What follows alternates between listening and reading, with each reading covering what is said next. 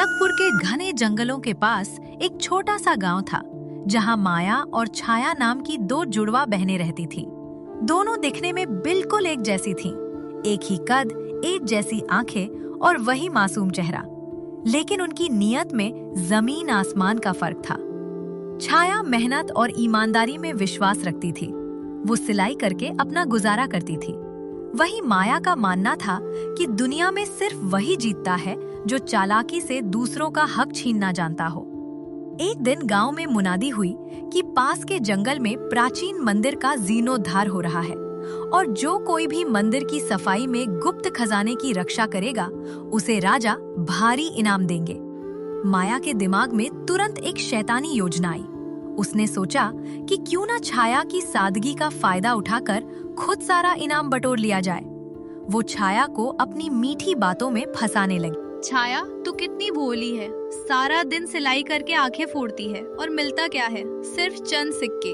देख, राजा का खजाना मंदिर में सुरक्षित है, पर पहरेदार थक चुके हैं। अगर हम दोनों मिलकर वहाँ जाएं और मैं अपनी बुद्धिमानी से काम लूं, तो हम रातों रात अमीर बन सकते हैं। तू बस चुप रहना, बाकी सब मैं संभाल लूंगी। हमारी शक्ल एक है तो फायदा भी एक जैसा ही होना चाहिए ना।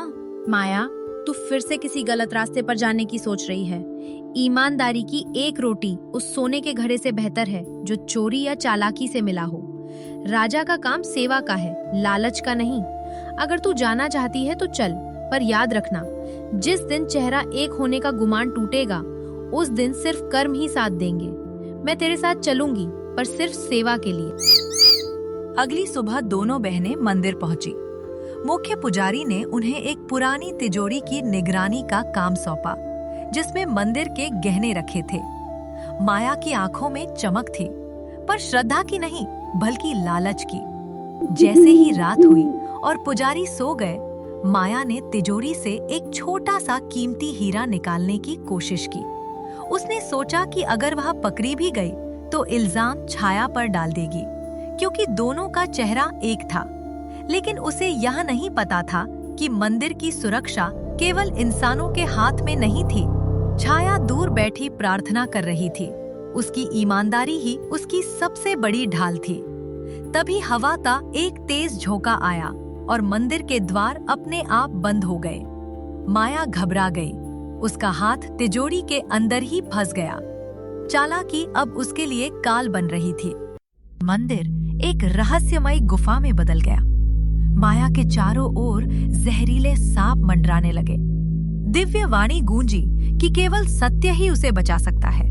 माया डर के मारे कौंपने लगी, पर उसकी आदत नहीं गई। वो अभी भी छाया की तरह होने का नाटक कर रही थी, ताकि चमत्कार से बच सके।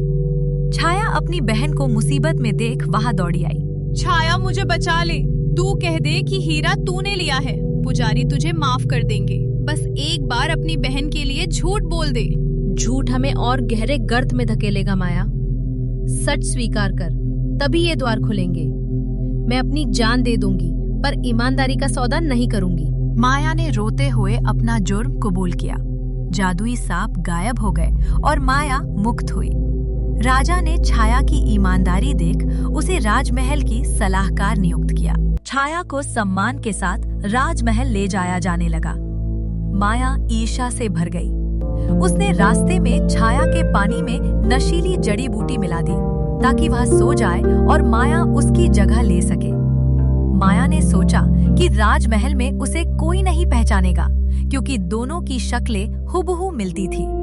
उसने छाया के वस्त्र पहन लिए और पालकी में बैठ गई। तू सो जा बहन, अब तेरी जगह मैं राजमहल के सुख भोगूंगी।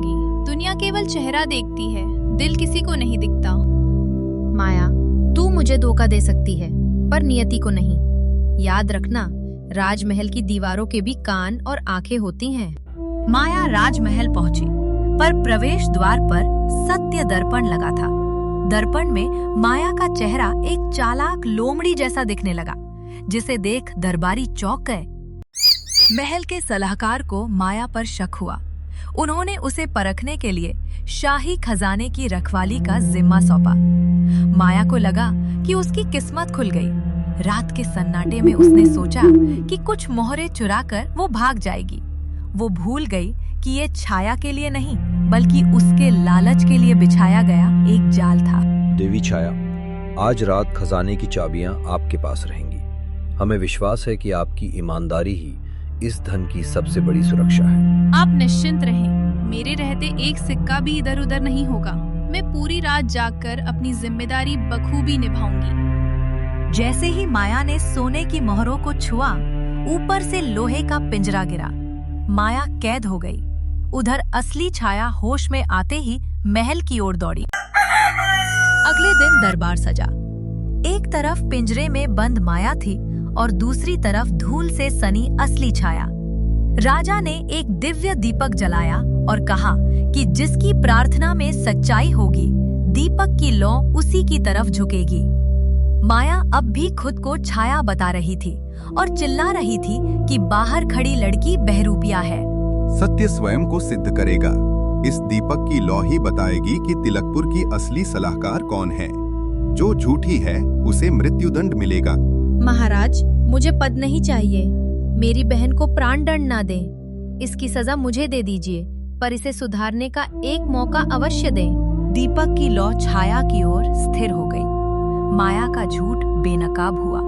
छाया की दया देख राजा ने माया को छाया की दासी बनकर रहने की सजा दी। राजमहल में दासी बनी माया का अहंकार अब भी शांत नहीं हुआ था। जब पड़ोसी राज्य का राजदूत एक अत्यंत गोपनीय पत्र लेकर आया, तो माया की पुरानी आदतें जाग उठीं। उसने अपनी चतुराई से राजदूत का ध्यान भटकाया और वह पत्र चुरा लिया। उसे लगा कि यदि वह यह गुप्त जानकारी दुश्मन को सौंप दे, तो उसे न केवल धन मिलेगा, बल्कि वह इस दासी के जीवन से भी मुक्त हो जाएगी। बर्तन साफ करने के लिए मेरा जन्म नहीं हुआ है। ये गुप्त पत्र मेरी किस्मत बदल देगा। छाया अपनी ईमानदारी रखे, मैं अपनी आजादी चुनूंगी। माया, तेरी नजरों का लालच सब बयां कर रहा है। गद्दारी का अंत केवल विनाश होता है। अभी भी समय है, इस आग से पीछे हट जा। माया ने वो पत्र दुश्मन के गुप्तचर को दे दिया। उसे आभास नहीं था कि वो पत्र स्वयं छाया और राजा ने उसकी निष्ठा परखने के लिए एक जाल के रूप में रखा था। पत्र में दी गई गलत सूचना के आधार पर दुश्मन की सेना ने हमला किया, लेकिन वे सीधे तिलकपुर के सैनिकों के घेरे में फंस गए। माया की गद्दारी रंगे हाथों पकड़ी गई। राजा अत्यंत क्रोधित थे, क्योंकि माया ने सुधारने के अवसर को ठुकराकर राज्य की सुरक्षा का सौदा किया था। पूरे दरबार के सामने माया को बेड़ियों में जकड़कर लाया गया और उसे मृत्युदंड की घोषणा की गई। माया, तुमने केवल विश्वास नहीं तोड़ा, बल्कि राज्य को खतरे में डाला है। तुम्हारी जगह अब केवल कालकोठरी और फांसी का फंदा है। कल सुबह अंतिम न्याय होगा। छाया, मुझे बचा ले, मैं फिर भटक गई थी। क्या तू अपनी सगी बहन को मरते देखेगी? महाराज, मुझे एक आखिरी मौका दीजिए, मैं मरना नहीं चाहती। माया को अंधेरी काल कोठरी में डाल दिया गया। मौत को सामने देख उसकी सारी चालाकी हवा हो गई और वो पश्चाताप की अग्नि में जलने लगी। फांसी की सुबह जब जल्लाद तैयार था, छाया आगे बढ़ी और उसने अपना सिर फंदे की ओर कर दिया। उसने राजा से कहा कि उसकी बहन के पापों का दंड उसे दिया जाए। यह देख माया का पत्थर जैसा हृदय पहली बार पिघल गया। वह चिल्लाकर रोने लगी और उसने छाया को पीछे धकेल दिया। उसने पहली बार स्वयं के स्वार्थ से ऊपर उठकर अपनी बहन का जीवन चुना। रुकिए, अपराधी मैं हूँ, छाया नहीं। इसने मुझे हमेशा बचाया और मैंने इसे हमेशा दुख दिया। महाराज, मुझे फांसी दीजिए, पर मेरी दिव्य बहन को जीने दीजिए। महाराज देखिए, इसकी आंखों में अब चालाकी नहीं, पश्चाताप के आंसू हैं। आज सच में मेरी बहन का पुनर्जन्म हुआ है, इसे क्षमा कर दीजिए। राजा ने फांसी रद्द कर दी।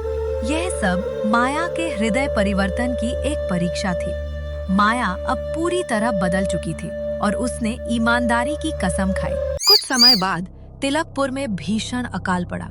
नदियां सूख गईं और प्रजा दाने दाने को तरसने लगी। अनाज की भारी कमी हो गई, पर माया को शक था कि कुछ लालची व्यापारियों ने अनाज के बड़े भंडार छुपा रखे हैं। राजा ने माया को अपनी बुद्धिमानी का उपयोग करने की अनुमति दी।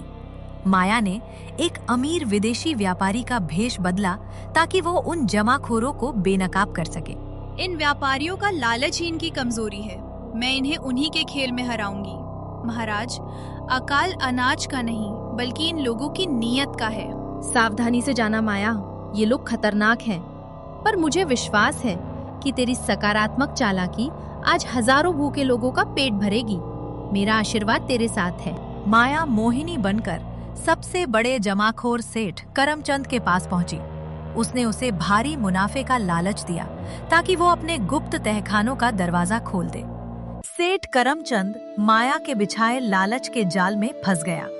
उसने माया को अपने गुप्त गोदाम दिखाए जहां हजारों मन अनाज सड़ रहा था, जबकि बाहर जनता भूख से मर रही थी।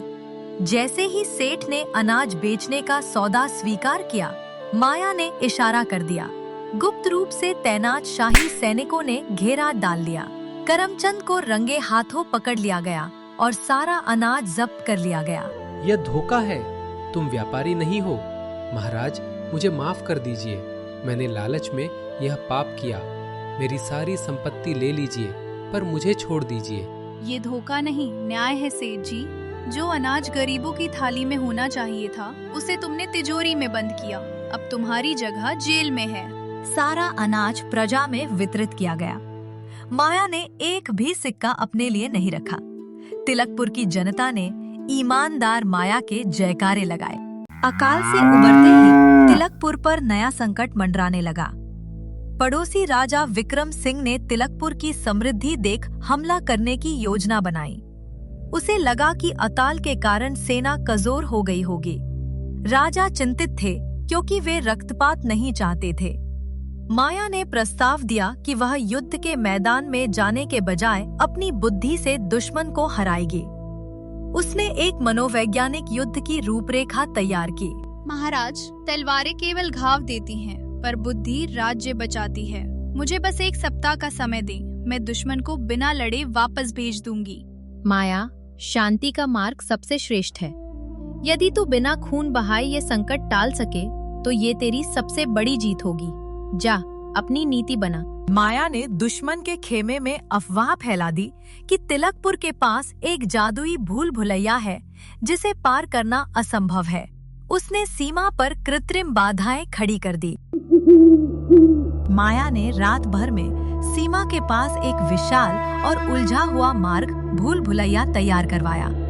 उसने जगह जगह ऐसे दर्पण और आवाजें लगाने की व्यवस्था की जिससे दुश्मन भ्रमित हो जाए। विक्रम सिंह की सेना जैसे ही सीमा में घुसी, वे उस भूल भुलैया में फंस गए। उन्हें लगा कि उन पर किसी अदृश्य शक्ति ने हमला कर दिया है।